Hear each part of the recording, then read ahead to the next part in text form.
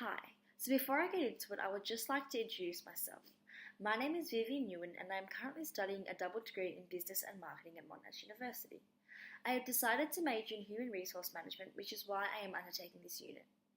Today I will be sharing with you what I have concluded about not only my communication preferences and communication styles, but my personality as a whole. The way in which I have come to these conclusions about my personality and gained self-awareness is through 4 diagnostic tests. The 4 diagnostic tests that I completed are the Big 5 Locator Questionnaire, the Emotional Intelligence Test, the Social Styles Test, and the Myers-Briggs Type Indicator. Firstly, I will briefly explain what each test is and the results that I received from each one. I will then move on to discuss the common themes across the tests and thus my personality, strengths and weaknesses in the way I communicate, my personality within the working environment, which includes implications and benefits, and then I will discuss the methods I can use to help overcome any weaknesses and implications I may have. The first test that I completed was the Big 5 Locator Questionnaire. This is an assessment that condenses numerous concepts into 5 characteristics that can be directly correlated with satisfaction and success. The 5 characteristics are extroversion, openness to experience, conscientiousness, agreeableness, and neuroticism. The results given indicate the level of each characteristic you possess, each having the highest possible result of 5. The character that stood out for me personally were my high level of extroversion, which was 4 out of 5, my high level of conscientiousness, which was 3.9 out of 5, my high level of agreeableness, which was 4.6 out of 5, and my low neuroticism, which was 2.3 out of 5. The next test that I took was a Social Styles Test. The Social Styles Test is based on work originated by David Merrill. It measures one's responsiveness and assertiveness and categorizes them as one of 4 styles: the driving style, the expressive style, the amiable style, and the analytical style. However, as stated by Fearless 2015, each person will have a primary style and a secondary style. The test revealed that my primary style was amiable and that my secondary style was expressive. The third test that I undertook was the Emotional Intelligence Test. This test is based on 4 building blocks of emotional intelligence: one's ability to accurately perceive, assess, and express emotion, one's ability to generate feelings on demand consistently under pressure to adapt to another's behavior appropriately, the ability to recognize our own emotions and be in touch with our feelings and make realistic assessments on our strengths and weaknesses, and finally, the ability to regulate emotions to be able to drive ourselves to intellectual and emotional growth. The test comprises of 5 different skills that when added together produce a score between 25 and 125. The lowest being 25, which refers to a lower emotional intelligence, while 125 is the highest, portraying a higher emotional intelligence. The 5 different skills tested are self-awareness, managing emotions, motivating oneself, empathy, and social skills. My overall score was 102, which indicates high emotional intelligence, with my ability to empathize and my social skills standing out with the high scores of 24 and 21 respectively. The final test I engaged in was the Myers-Briggs Type Indicator. This technique was developed by Catherine C. Briggs and her daughter Isabel Briggs Myers during World War II to assist in fitting a person to a job or fitting a job to a person. The assessment is rooted in Carl Jung's theory of psychological type, sorting personality preferences into 4 different scales. The 4 different scales were introvert versus extrovert, where do you prefer to focus your attention and where do you get your energy? Sensing versus intuition, how do you prefer to take information? Judges versus perceivers, how do you deal with the outer world? And finally, feeler versus thinker, how do you make decisions? From this assessment, the 2 characteristics of my personality that stand out the most are my extroversion and my preference for judging in decision making. Across both the Myers-Briggs and the Big 5, my characteristic of extroversion stood out above the rest of my results. Extroverts focus their attention on the outer world and receive energy from interacting with people and socializing. They are also generally more talkative and assertive and prefer to surround themselves with people rather than isolate themselves.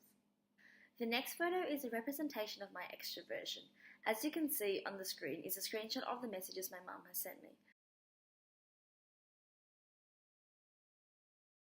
For me, this is a very normal occurrence and it happens very often because I tend to spend my time not at home. I prefer to be out socializing and interacting with my friends. Extroversion can be linked to the social style of amiable, as people who are classified as amiable are considered friendly, warm, and patient. They tend to focus on building relationships with others, and therefore are most suited to workplaces with a heavy emphasis on customer service. Their warm and friendly nature means they are easily liked and easy to get along with. I asked a few of my friends to describe me in one word, and the most common answers were easygoing, friendly, kind, and considerate. The answers my friends gave me were very similar to the characteristics of an extrovert and amiable person. Although this may seem like a good thing, it can also become problematic in a workplace. According to Mintzberg in the Academy of Management Journal, obtaining input from fewer sources and having limited analysis leads to quick decisions being made. Therefore, amiable and extroverted individuals make it difficult for quick decisions to occur, as their dislike for conflict induces them to gain perspective from all individuals involved.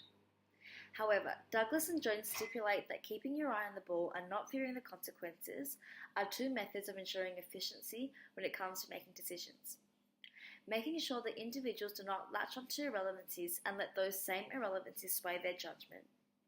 Additionally, Douglas and Jones also mentioned that individuals should try their best not to overestimate the impact of the decisions that they have to make, and that the worst may never happen. With the use of these methods, both amiable and extroverted individuals will increase their ability to make quick and better decisions and assist them within the work environment. Similarly, the emotional intelligence test indicated that I had a very high level of social skills. Social skills involve the ability to manage interpersonal relationships, handling emotional responses to others, and interacting smoothly. As an extrovert, the ability to socialize effectively comes naturally. As extroverts tend to spend a lot of time with people and the outer world, they have a greater understanding of people and therefore their social skills are constantly improving.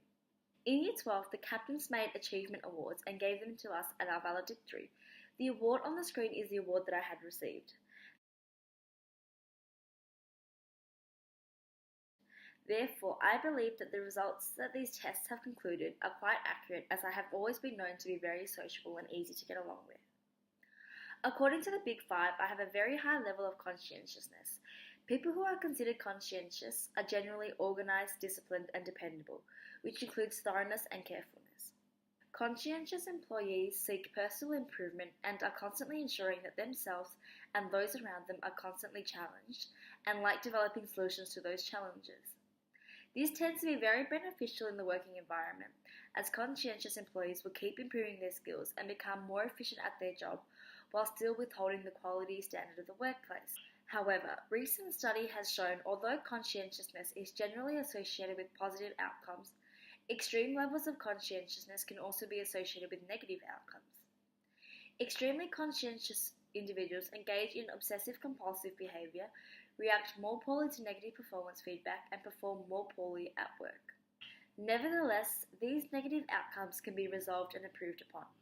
A means for me and other individuals to overcome this weakness is to keep an open mind and to remember that your mentor is trying to help you grow as a professional, not criticizing you. Another method that will help me improve on my poor reactions to negative feedback is by taking time out and reflecting on the feedback given. Linking on with this idea, judges also like the idea of being organized and structured. They prefer sticking to the plan and having everything controlled. The same issue of being referred to as perfectionists arises with judges, as they like to pay attention to detail. An example of this is my love for colouring in. I can usually sit in colour for hours, as I like how neat and perfect it looks once it's done. My ability to sit in colour for hours is also a reflection of my patience and can be connected to my amiableness, as those who are amiable are seen to be patient. By doing these 4 tests and learning about what my results from these tests actually mean, I have gained further insight into my personality and the way I react and behave in both the working environment and the social environment. I now have a better understanding of how my behaviours affect other people and how I can better manage my behaviour to adapt to the different situations that I find myself in. I believe the 4 diagnostic tests not only accurately describe what I already knew about my personality, but also describe the aspects of my personality that I did not realise I had at the time, but now that I reflect back on, I can see.